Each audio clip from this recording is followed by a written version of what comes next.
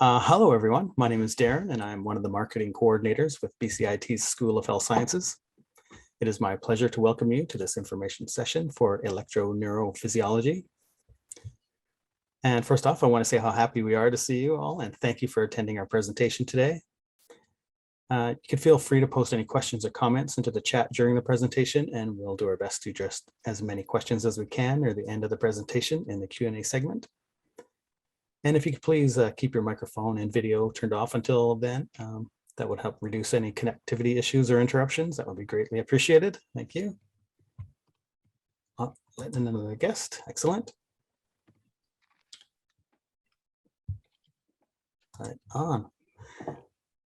Okay, so just before we get started, I want to acknowledge that British Columbia Institute of Technology acknowledges that our campuses are located on the unceded traditional territories of the Coast Salish nations of Squamish, Tsleil-Waututh, and Musqueam. Our agenda for this evening is the welcome and introductions. We'll do a quick poll to see where everybody's at. We'll watch an electroneurophysiology video.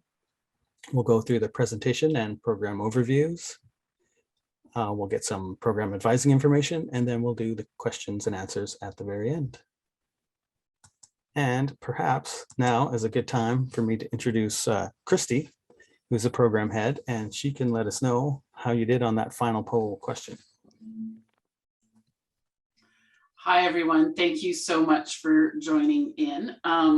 Yes, always great to see that people who are looking at our program have kind of an idea about what they're spending their time researching this evening. So yes, correct, EEG and EMG, electroneurophysiology, and we spend our time diagnosing disorders in the both the central and the peripheral nervous system. So thank you so much for that.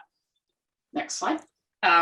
Yeah, and hopefully we get back to that video. It's kind of funny, you guys. So again, thanks so much. A little bit more about our program. So I am the program head for electroneurophysiology. I've been here for many years. We are one of only 3 specialized programs in Canada, and our graduates are highly sought after. In fact, most of them have jobs before we even finish the program. So yeah, great field to be in. Hospital and healthcare clinics use trained technologists to operate sophisticated electroneurodiagnostic testing equipment. And we are the only provider of ENPY training program in BC. And so BCIT, everybody knows this. Everybody knows our BCIT program in Canada, and BCIT plays an integral part in facilitating these processes. Generally speaking, it's kind of a Monday to Friday job. It's got good hours, and we see a lot of different patients. Next slide, please.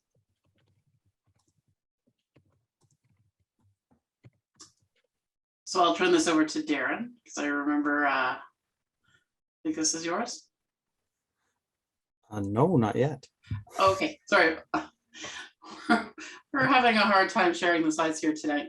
So, okay, so just a fun fact, actually, we are a very small field. So a lot of people wonder if we're new, and this is actually not a new test. In fact, Hans Berger, he was a German psychiatrist, recorded the first human EEGs in 1924.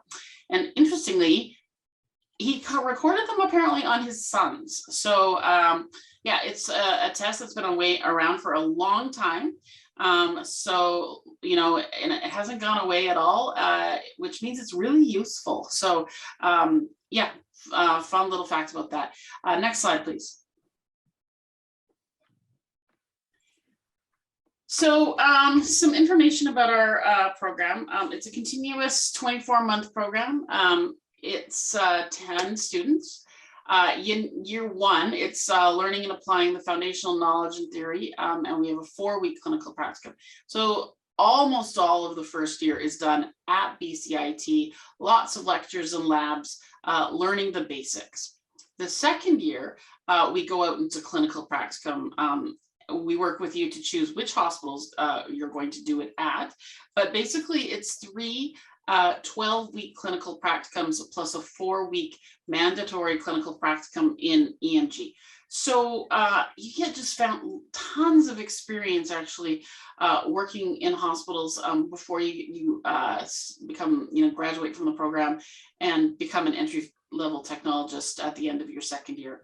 Of note, we actually start in January. And not September. So, if this interests you, or if getting into healthcare interests you, we're a great option because we start in January and you can start, really soon. You don't have to wait till September.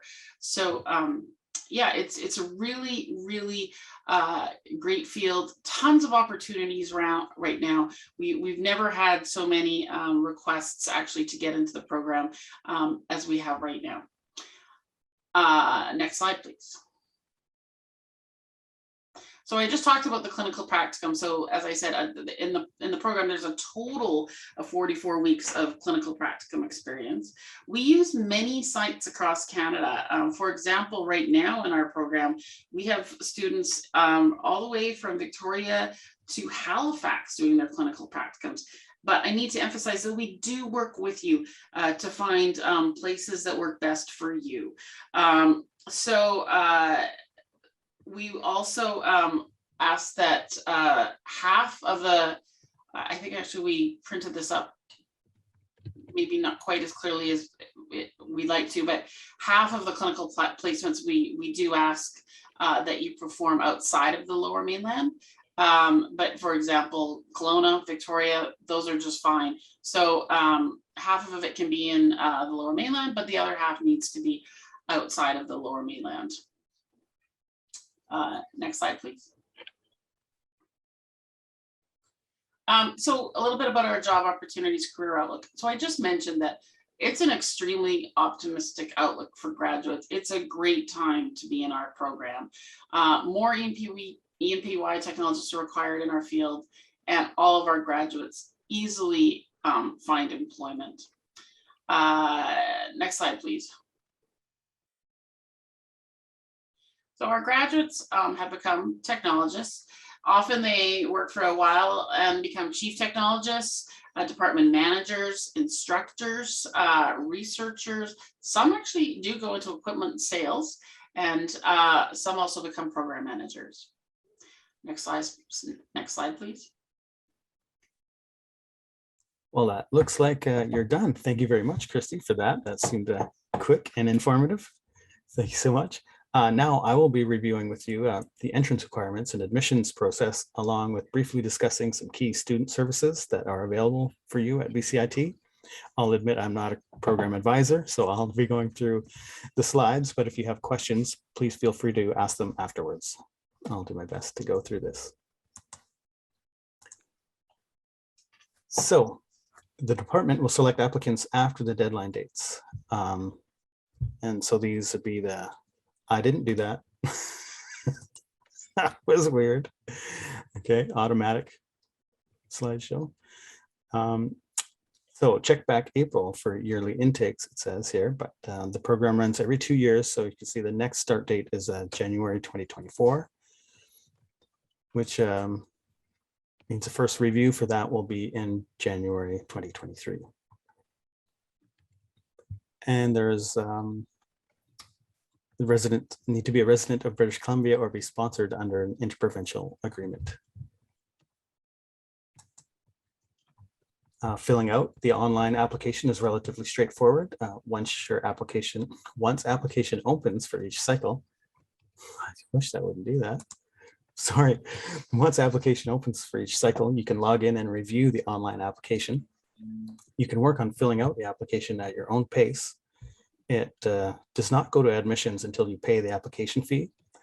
So the date you apply does not have an impact on your application. You have until the application deadline date to submit your application.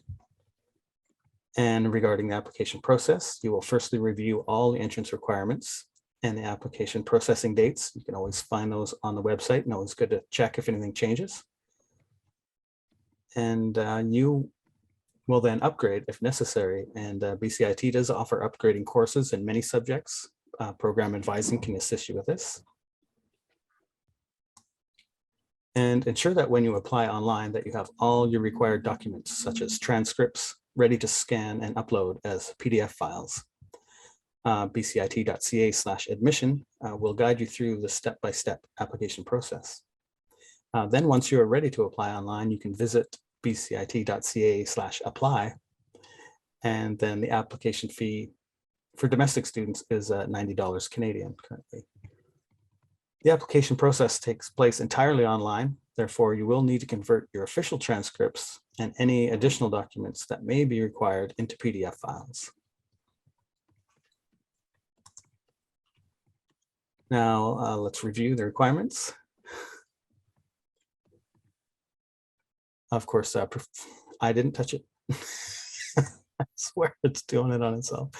Proficiency in English and listening, speaking and listening in English, 2 years of full-time education in English in an English-speaking country or equivalent test/course, English Studies 12 at 73%, Pre-Calculus 12 at 67%, or Foundations of Math 12 at 73% or equivalent. Post-secondary education, BHSC 1200, which is Human Anatomy and Physiology, and 6 credits of physics.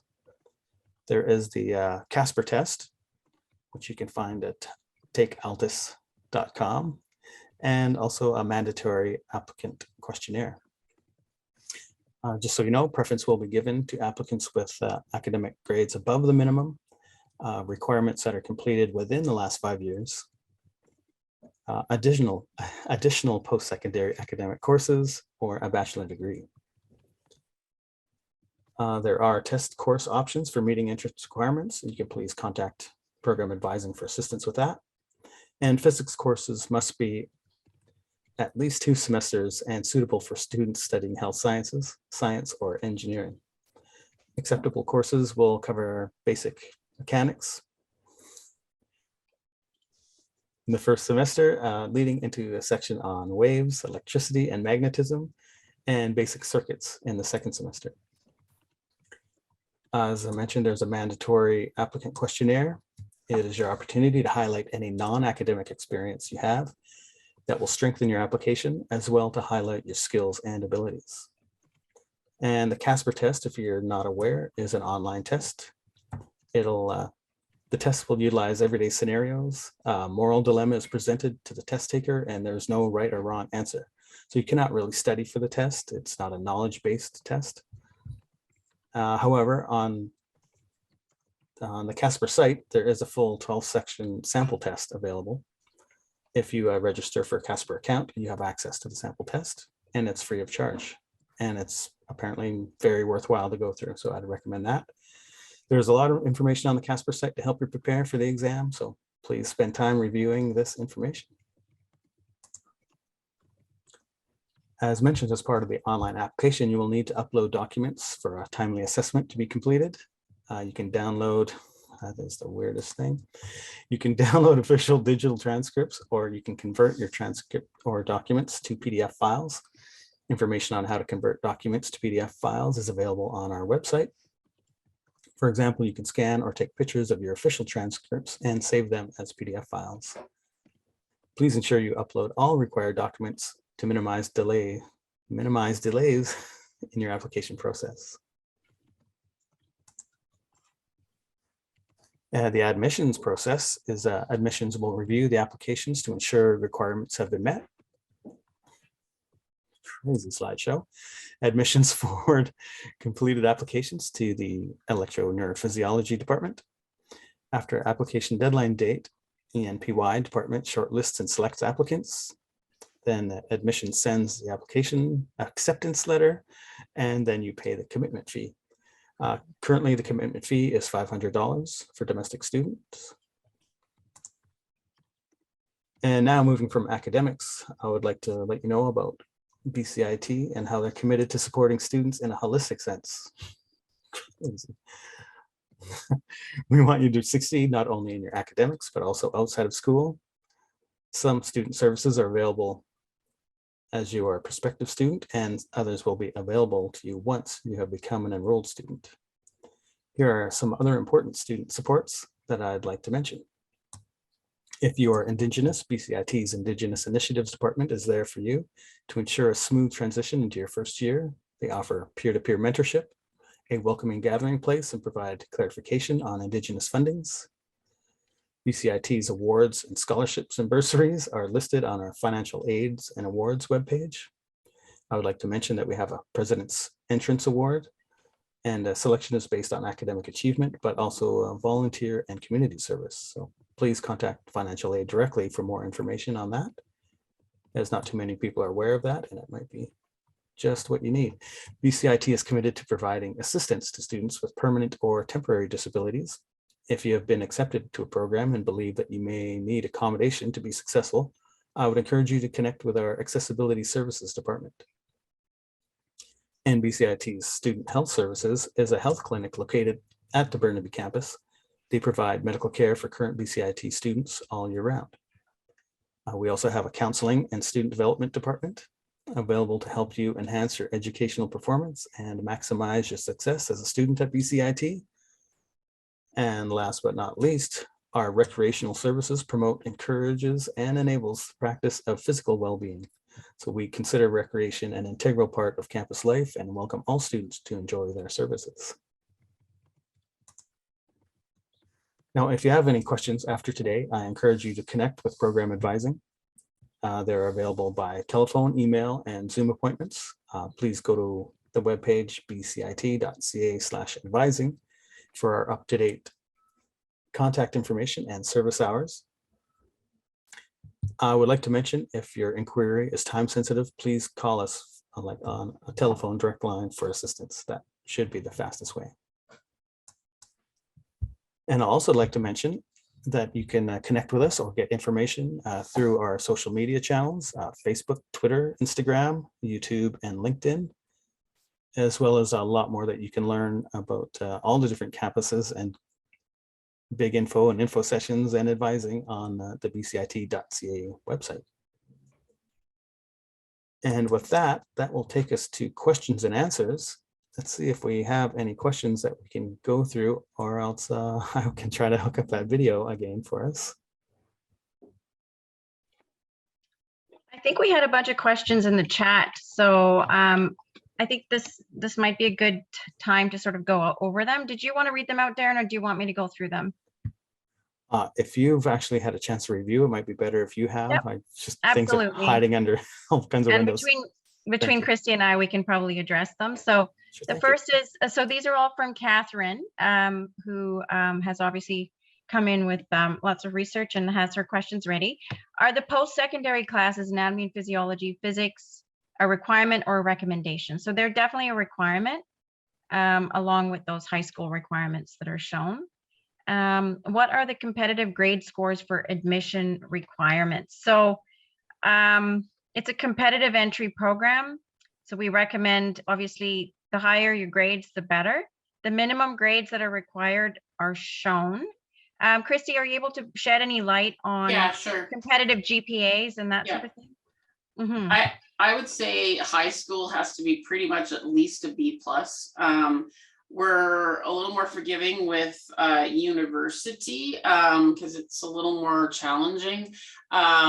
So there isn't a like you basically just have to have credit for those courses. I think that's probably what I would say for that.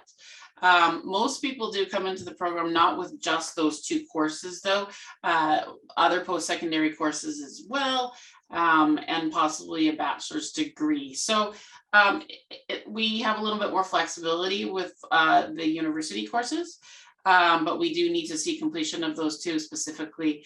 And to be competitive, I would suggest that you at the very least have high marks in high school. So the shadowing question regarding whether you need to show something signed to show that you shadowed. You don't have to, but if you could, that would be great. If you, for whatever reason, you're unable to get such a document, just tell me where you could say actually in the form for when you apply, that you did such a thing. We pretty much, it's a very small field and we know everybody in the field and all the hospitals. So if you just told me where you went, that would probably be sufficient. If you're able to provide get someone to sign a note. And what I would do, because they're very busy people, is have something sort of that you typed up yourself and just get them to sign on your way out, that you were there for the day. But if you're unable to get that done, again, just tell me where you went for the day and I'm sure that will be sufficient. Yep. I mean, the mandatory applicant questionnaire is where you have a chance to speak to all of your relevant or any relevant experience that you have. Yeah. The next one is, I know 2024 is still far away. What will the classes look like? Will it be blended online, in person, or will it switch to all in person on campus? Can I speak to that one sort for of a second? COVID question. Yeah. Okay, so first of all, I need to emphasize something that we just touched on earlier. So 2024 is far away. There is a good chance actually that we're going to be taking in, it just isn't, the final approval hasn't gone through, that we're going to be moving to yearly intake, and we'll be actually, our next cohort is going to be January 2023. So please keep that in mind. I suspect this will be approved soon. I actually recommend to everybody that they go online in April and see if this has changed, because we are optimistic about this. If that happens, the application window will open immediately. Okay, so yes, January 2024, quite far away, but we may actually have a class in January 2023, and we're quite optimistic about that. Okay, so that's that. We actually are fully in person at this time. And you know, maybe COVID comes back, who knows what could happen in the future, but for now, actually all of the delivery of our program is in person. Okay. Okay, I'm going to go back in the chat.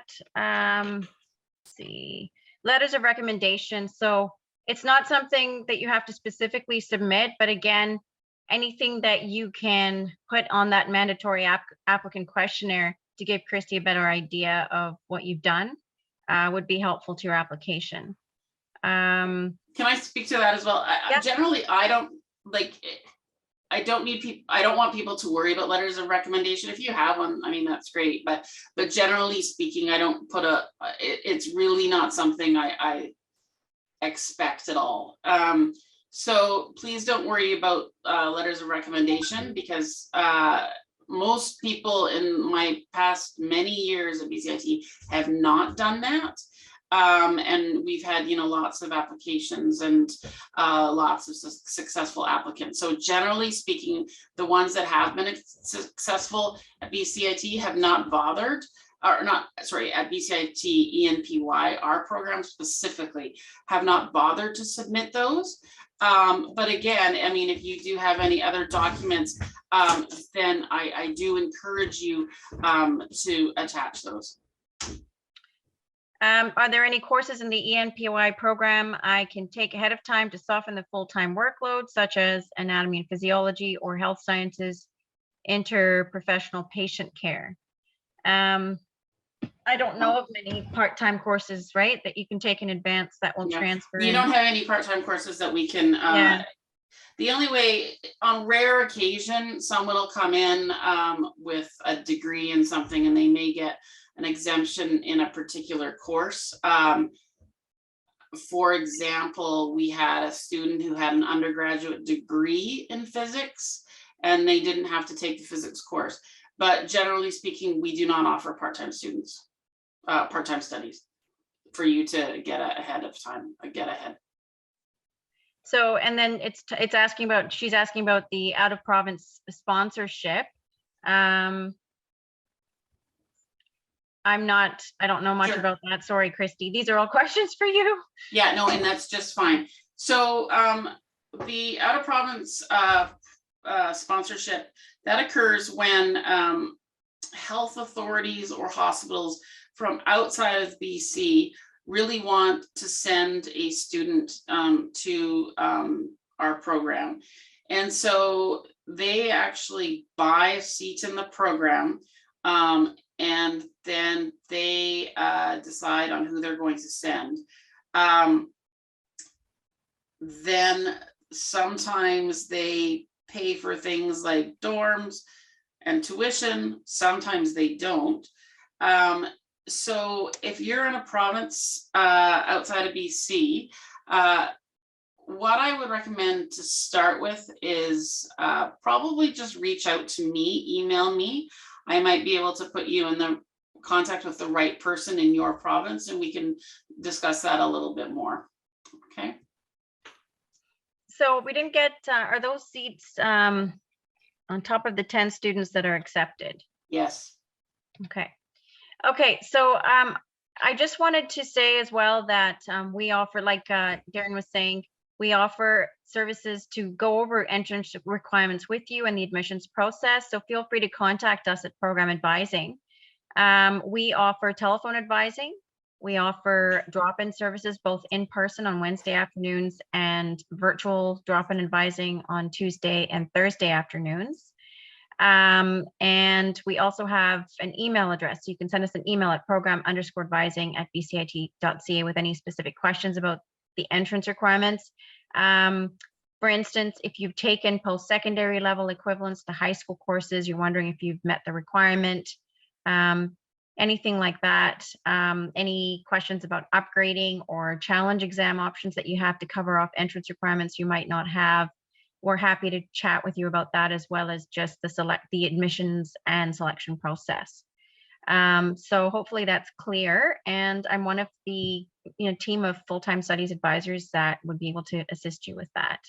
So bcit.ca/advising to view those services and service hours. Excellent. Thank you, Ambreen and Christy. That is excellent. Shall we try to get that video up and running? Yeah, it's a great video. Okay, let's just see if I'm sharing sound. That's always a bad thing to forget. Okay.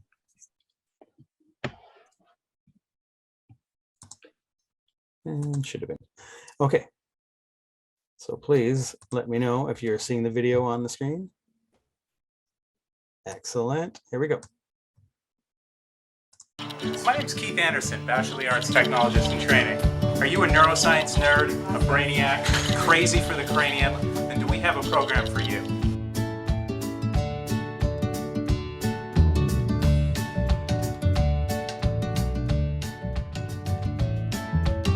In the Electroneurophysiology program here at BCIT, you will be studying the central nervous system by learning how to perform electroencephalograms, or EEGs.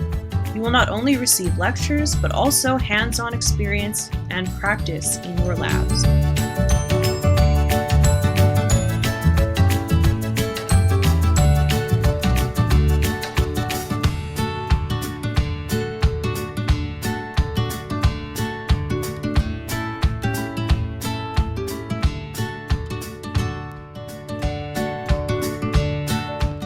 You will also be studying the peripheral nervous system and learning how to perform nerve conduction studies.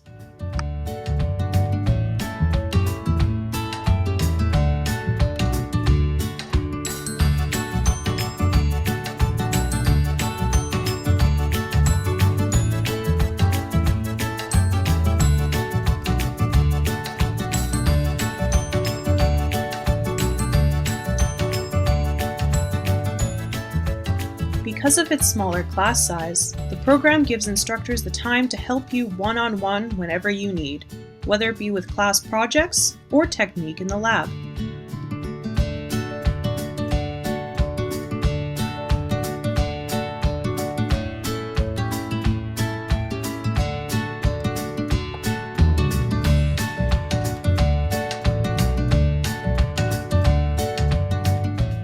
The small class size also helps you bond with your classmates, so even though the program may be hard, you can always find ways to have fun.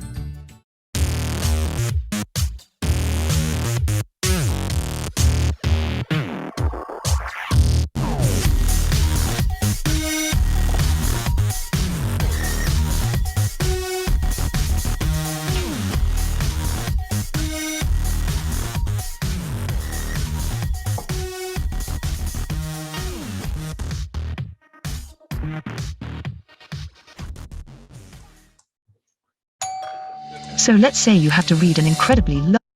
Oop. Okay, thank you for that. That was excellent. Hopefully that worked for everybody. You never know what the performance is going to be like over Zoom. So I'm just wondering if there's any other questions that came in or anything anyone wanted to add.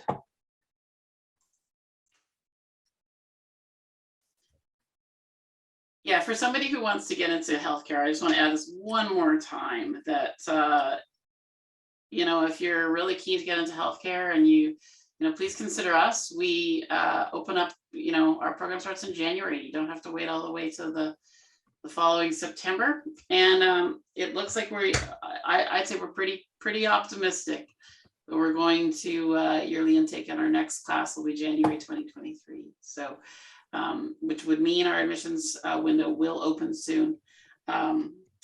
Yeah. So. And how would people find out what's the best way when that becomes official, if it is going to Right. start in January? Go to our website and it will say right there that when our next class is. So perhaps actually we should put up our website. I have it. I'm just going to copy and paste it into the chat. Perfect. Here's the chat.